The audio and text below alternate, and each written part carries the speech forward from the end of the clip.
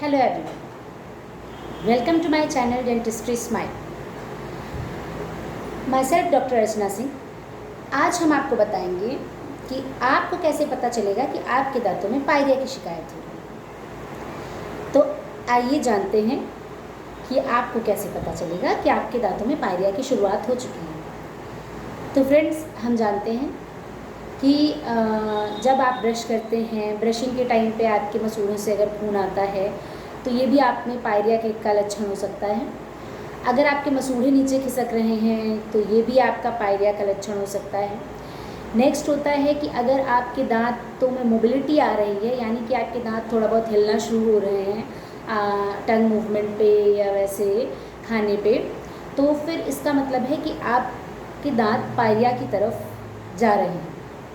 और अगर आपके मुंह से स्मेल आती है, बदबू आ रही है, बैड ओडर कहते हैं जिसे हम, तो भी आप में ये पायरिया का लक्षण हो सकता है।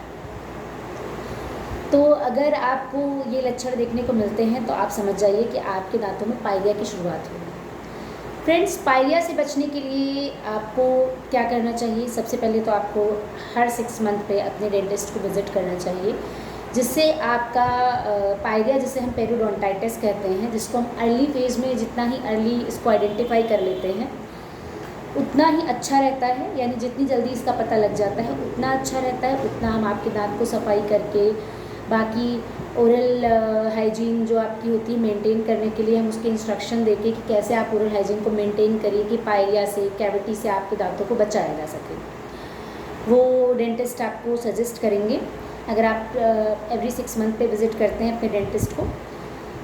देन अर्ली फेज़ में देखने के बाद, जैसे कि मान लीजिए आपके दांतों में मोबिलिटी आ रही है, तो मोबिलिटी क्यों आएगी? क्योंकि आपका वहाँ पे पॉकेट बन रही होती है, जिसकी वजह से मोबिलिटी आना शुरू हो जाती है, जो कि पायरिया का एक लक्षण है। आप के दांतों में मोबिलिटी इसलिए आ जाएगी क्योंकि वहाँ पे बैक्टीरियल कॉलोनी, जो आपके दांतों में जो गम्स हैं उसमें बैक्टीरियल कॉलोनी आपकी ओरल कैविटी में बढ़ रही होती है, जिसकी वजह से जो आपके पेरियोडोंटल फाइबर्स होते हैं पॉकेट की वजह से वो लूज़ हो जाते हैं। लूज़ होने की वजह से आपके सॉकेट में जो आपका दांत है वो मोबाइल हो जाता है।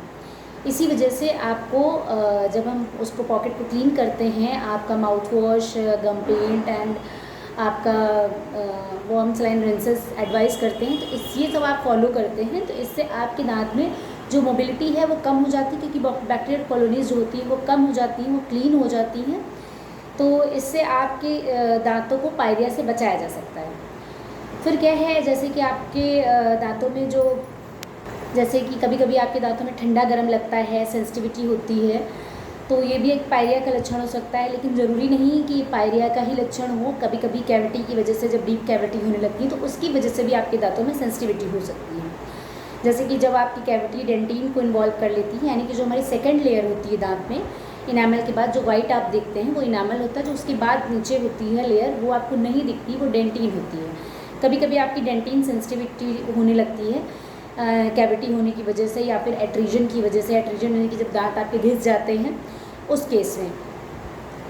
देन आपके दांतों से अगर ब्लड आ रहा है, मतलब मसूड़ों से आपके ब्लड आ रहा है, जैसे कि आप ब्रशिंग करते हैं या फिर आप सॉलोइंग करते हैं, उस ड्यूरेशन में आप टंग टच करते हैं, तो आपके मसूड़े आप अगर देखेंगे तो आपको मसूड़े सूजे हुए दिखेंगे। तो इसका मतलब ये है कि आपका वहाँ पे पॉकेट फॉर्मेशन हो रहा है, या फिर आपको वहाँ पे पायरिया हो रहा है, जिसे हम पेरियोडोंटाइटिस कहते हैं। तो इसको आप करेक्ट करने के लिए इसको आपको अल्ट्रासोनिक स्केलिंग या हैंड स्केलिंग आप करा सकते हैं, अपने दांतों की क्लीनिंग करा सकते हैं। और दांतों की क्लीनिंग कराने से आपके दांत बिल्कुल भी कमज़ोर नहीं होते हैं। इसलिए आपको हर 6 मंथ पे अपने डेंटिस्ट को दांत दिखाने चाहिए।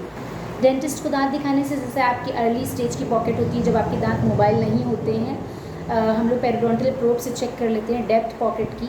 तो अगर उसमें आपके दांत मोबाइल नहीं हो पाते हैं तो उसमें अर्ली स्टेज में पता चल जाता है कि पॉकेट की डेप्थ कितनी है। जैसे जिस हिसाब से आपकी पॉकेट की डेप्थ होती है, जितनी ज़्यादा डीप पॉकेट होती जाएंगी उतना ही ज़्यादा उसमें आपका बैक्टीरियल कॉलोनीज बढ़ती चली जाएंगी, जिसकी से आपका दांत अर्ली फेज में मोबाइल हो जाएगा। अगर आप डेंटिस्ट को विजिट करते हैं तो ये आइडेंटिफाई करके आपकी ये जो कंडीशन है इसको अर्ली स्टेज में करेक्ट किया जा सकता है।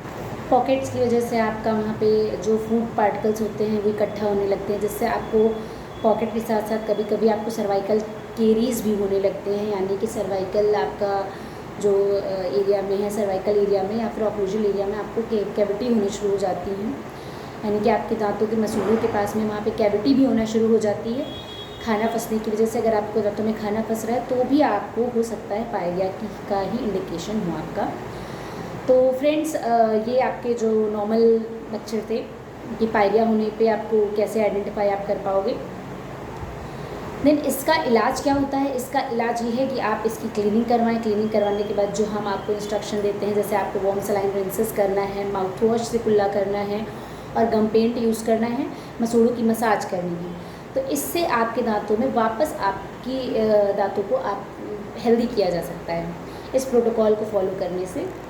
और आप अपनी ओरल हाइजीन को रेगुलर मेंटेन करके 2 टाइम्स की ब्रशिंग करके आप अपने दांतों की ओरल हाइजीन को मेंटेन कर सकते हो। फिर आप रेगुलर प्रॉपर तरीके से अगर ब्रश करते हैं, कुल्ला करते हैं, तो आप अपने दांतों को स्वस्थ रख सकते हैं, हेल्दी रखेंगे, हैप्पी स्माइल रहेगी, healthy smile. Thanks for watching.